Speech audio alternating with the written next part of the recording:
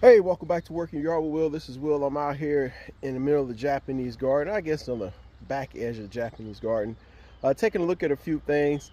Uh, I lost a couple trees over here. I had lost my two Scotch pom-pom trees, so I'm going to replace them with a few items that I had up in the front.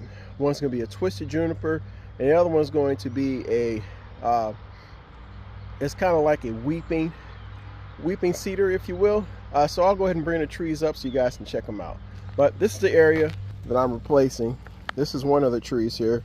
This is I cut them back last season, so now I just got to move this tarp back out the way, get the old tree stump out of there, and replace it with something different. Stay tuned. All right, so here's the tree I'm going to replace the Scotch pom-pom with. So again, it's kind of like a weeping twisted cedar here. I thought it looked pretty neat in this area. It's actually a plant that was in a container, but also B&B. So remember, when you're planting your B&B, put this into your hole, right?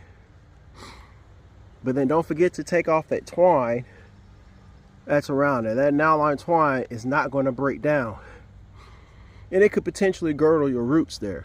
I usually drop it down in my planting hole, take off the twine, and take off at least the top section of that burlap. So let's get this thing in the ground. All right, folks, so I've taken off quite a bit of that external nylon rope, a little bit of that burlap, and it appears that it was wrapped twice, so I got more nylon rope to take off.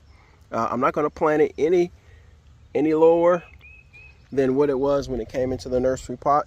So I'll take out the rest of that nylon and we'll get this tree down in the ground.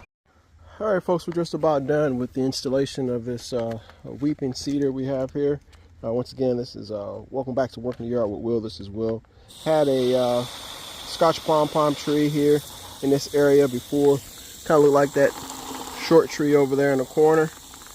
That one had 3 of these, but unfortunately they died. So now what I'm doing is just adding some water here to this tree, getting out all these air pockets. I'm going to add a little bit more soil on top of that once that water settles. Added that in there. I'm going to put a little bit more dirt in here, put my drip ring, soaker ring back around here, and get things going. Scotch pom-pom, and I have another twisted juniper that I'm going to put here in this spot. That's going to replace this other Scotch pom-pom I lost.